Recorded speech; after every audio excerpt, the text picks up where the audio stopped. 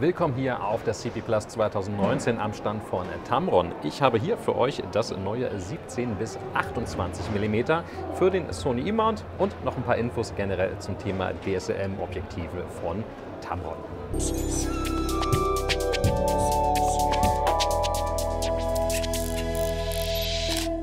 Die CP Plus 2019 wird euch präsentiert von ISO. Allzu viele Details gibt es zu den Objektiven leider noch nicht zu erzählen. Zum Beispiel der Preis, der ist noch nicht final entschieden. Aber ich denke, wir werden beim 17 bis 28 mm in ähnlichen Regionen liegen wie beim 28 bis 75 mm. Das war ja so für grob 1000 € am Anfang im Handel, jetzt sogar noch ein Tick günstiger geworden. Auch hier wieder 17 bis 28 mm mit einer durchgängigen Blende von 2,8. Vollformat tauglich für den Sony E-Mount und mit dem RXD Autofokus. Der hatte schon beim 2875er einen sehr guten Eindruck gemacht.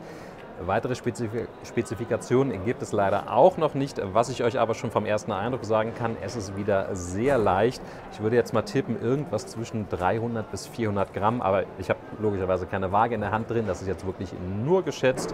Und ihr seht auch vom Filtergewinde vorne, das dürften wahrscheinlich so um die 62 mm sein. Also wieder mal sehr kompakte Abmessung, was natürlich sehr gut zum Sony E-Mount passt. Ich habe hier auch auf der Messe mal gefragt, wie steht es eigentlich um das Thema Nikon Z, Canon RF Mount, denn der Durchmesser hinten ist ja doch schon ziemlich anders im Vergleich zum Sony Full E-Mount. Und ja, das ist tatsächlich nicht ganz so einfach zu adaptieren. Man untersucht das Ganze natürlich und schaut sich an, ob man das Linsendesign hier zum einfach ein bisschen aufspreizen kann oder einen größeren Mount anbaut und ob das dann gut funktioniert. Generell soll es wohl einfacher sein, von dem kleinen Mount auf den größeren umzubauen als andersherum. Allerdings würde man natürlich trotzdem gerne probieren, die Vorteile des größeren Mounts langfristig auch für Canon und Nikon zu nutzen. Das heißt zum Beispiel einfach ein bisschen weniger Vignettierung oder lichtstärkere Objektive zu bauen, denn das ist als Aussage von Tamrons Entwicklern durchaus ein Vorteil von größeren Mounts. Dazu hatte ich ja auch schon mal ein Video gemacht, findet ihr jetzt auch hier oben in der Infocard verlinkt.